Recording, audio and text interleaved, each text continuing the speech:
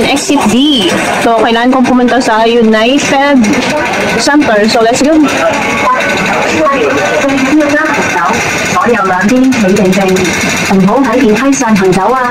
So, ayan, akit lang po tayo dito sa escalator. So, ayan. So, ayan. So, ulang escalator to. And then, after nyan, stairs naman tayo. So, yan, akyatin lang natin to. So, ayan, ito na yung makikita nyo, yung United Center, guys. So, bubungad na po yan sa inyo. Ayan, yung United Center. So, akyat lang po tayo.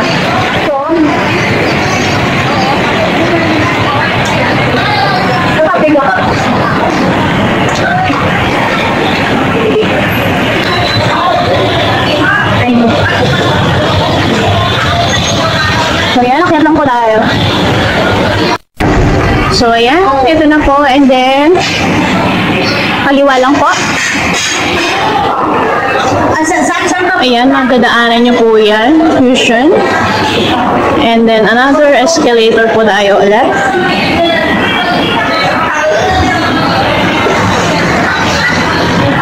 So, ayan, medyo mixing escalator lang to. Ayan. Ito na po tayo. And then, hanapin lang po natin yung, ayan. So, dito lang po tayo.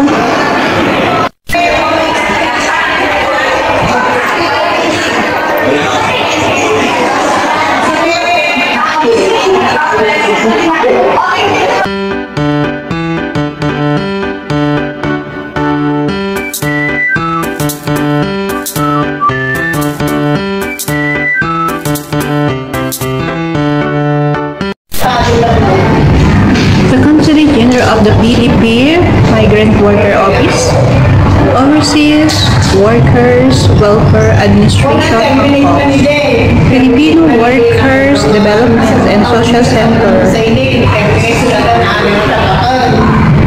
Ito yung pinaka main entrance. So, pasok lang po tayo para makapunta tayo sa migrant group. Registered lang po yan sa mga gustong pumunta po sa loob ng migrant group. Ayan. So, pirma lang po tayo dyan ng name natin. Okay. Ayan. So, ayan. Kaliwa lang po tayo. Ayan, makikita nyo na po yung migrant group. Okay. Ayan, enjoy lang po tayo.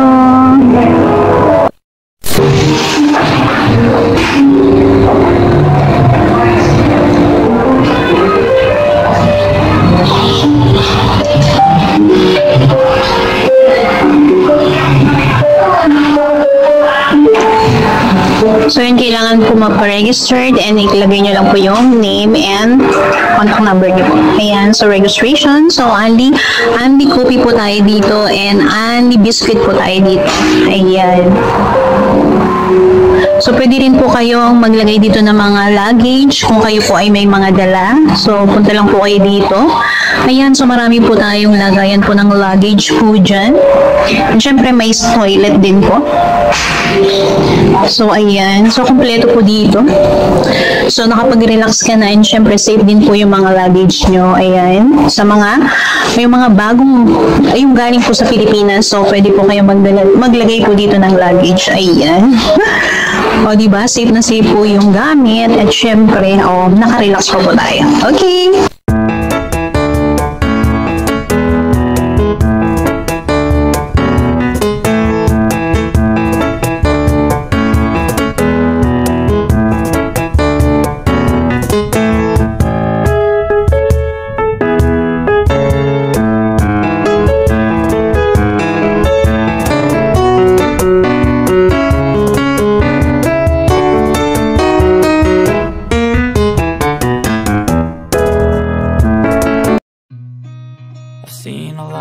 Change, been through a lot of pain. Some things are not the same as they were a year ago.